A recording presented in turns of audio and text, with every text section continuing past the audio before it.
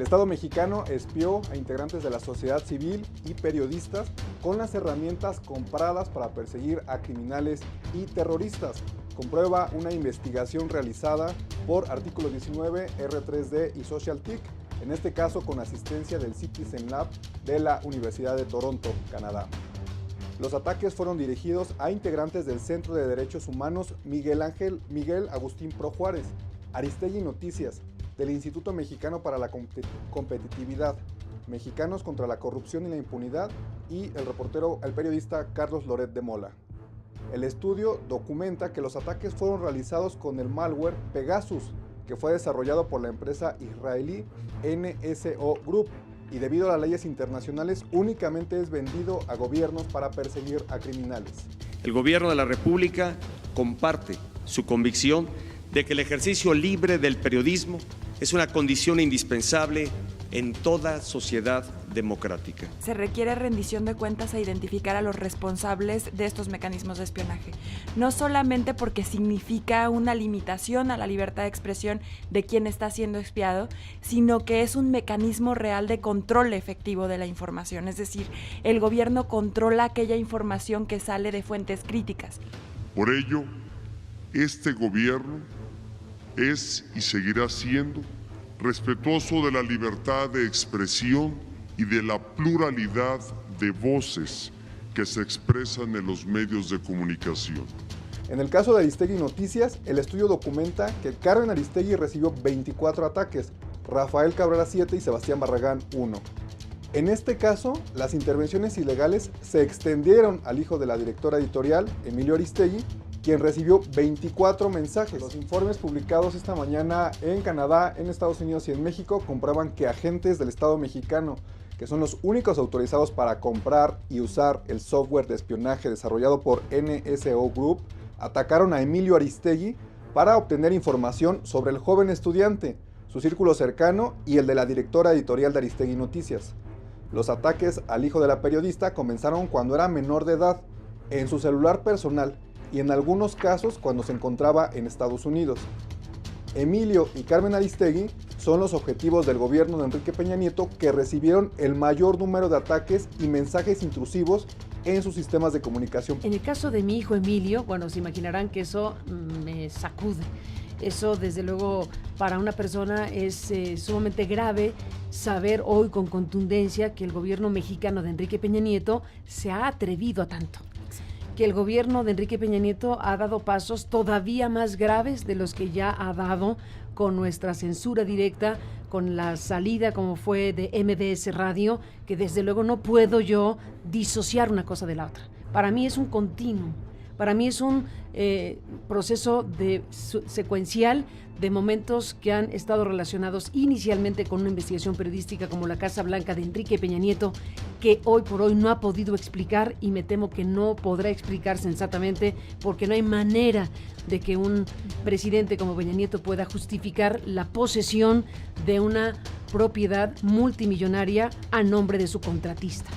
Y si se creyeron la versión de la gaviota, pues cada quien sabrá lo que se cree. No se trata solamente de que sea mi hijo, Emilio, sino por la connotación que tiene, por el alcance que tiene, que el Estado mexicano, que los agentes del Estado mexicano que tienen a su disposición estas herramientas sofisticadas, altamente intrusivas, las utilicen en contra de personas, como ha sido mencionado el caso de varios colegas y de gente relacionada con asuntos importantes en México como Ayotzinapa, o incluso en la primera parte de esta investigación con aquellos que dieron una batalla importante sobre el tema del impuesto a los refrescos. Desde muchos puntos de vista se trata de personas que han tenido un impacto relevante en la sociedad mexicana con su actuación. ¿Qué dice esto sobre el gobierno mexicano? Que opera de manera extralegal sin el menor reparo, que su forma de gobernar incluye espiar, que se siente profundamente amenazado por la sociedad civil, en vez de verla como un contrapeso, como señal de vigor democrático, percibe a sus miembros como enemigos en el modus operandi de un nuevo PRI que sigue actuando de la vieja manera, solo que con técnicas más sofisticadas. El nuevo PRI en realidad es el viejo PRI, solo que con internet y malware.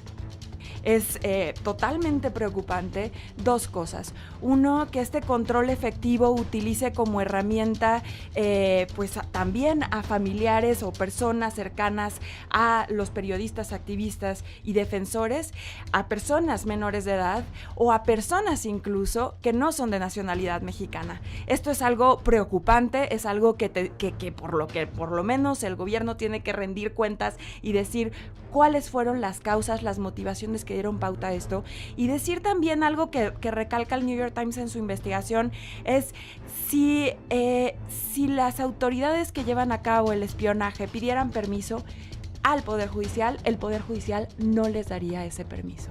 Y por eso lo hacen, porque pueden, porque quieren, porque no hay sanciones. Y vale la pena, digamos, recapitular una serie de hallazgos del informe, ¿no? Y el primero de ellos es que se detectan 76 nuevos casos de intentos de infección a un rango muy amplio de defensores de derechos humanos, de periodistas, de activistas anticorrupción. Ya en febrero de este año se había revelado estos intentos de espionaje con el mismo malware Pegasus a defensores del derecho a la salud. Sin embargo, lo que se confirma con esta investigación es que no eran casos aislados y que muy probablemente los casos que hemos documentado en este informe tampoco son los únicos. Muy probablemente esto es la punta del iceberg de digamos, una práctica sistemática del gobierno mexicano.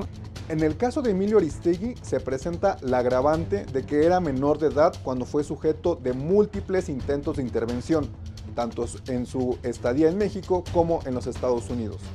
Una revisión a los mensajes SMS que recibió permite ver que los espías recabaron información sobre su vida personal y actividades cotidianas para intentar engañarlo y así instalar el virus diseñado para tomar control de su información digital. Los ataques empatan en fechas con las reacciones del gobierno federal ante la publicación del reportaje La Casa Blanca de Peña Nieto y el diseño de este nuevo espacio informativo en el que nos encontramos en este momento. El primer mensaje a Emilio Aristegui llegó en agosto de 2015, pero los intentos se extendieron hasta julio de 2016, cuando Apple reparó las vulnerabilidades del sistema operativo del iPhone tras una alerta del Citizen Lab. Pero aquí tenemos una investigación periodística que está ahí como parte de este sexenio y como punto de arranque de un proceso de ataques continuos, secuenciales, que van desde la censura directa del grupo MBS en contra de estos periodistas, contra mí directamente y un contrato vigente que estamos litigando todavía en tribunales, contra un equipo de periodistas que fueron echados absolutamente con una connotación de censura por parte de MBS que no podemos interpretar como una acción asociada a los intereses del gobierno, que por cierto después tuvo los beneficios correspondientes y a las pruebas me remito. Y desde luego lo que vino sucediendo después, este acoso judicial que permanece con una demanda, con otra demanda, con otra demanda. Al Poder Judicial se le utiliza para perseguir periodistas, al Poder Judicial se le utiliza para intimidar, para amedrentar, para entorpecer la tarea de los periodistas. Es nuestro caso. Allanamientos físicos en este lugar donde ustedes dos están, Luis Fernando García, Ana Cristina Ruelas.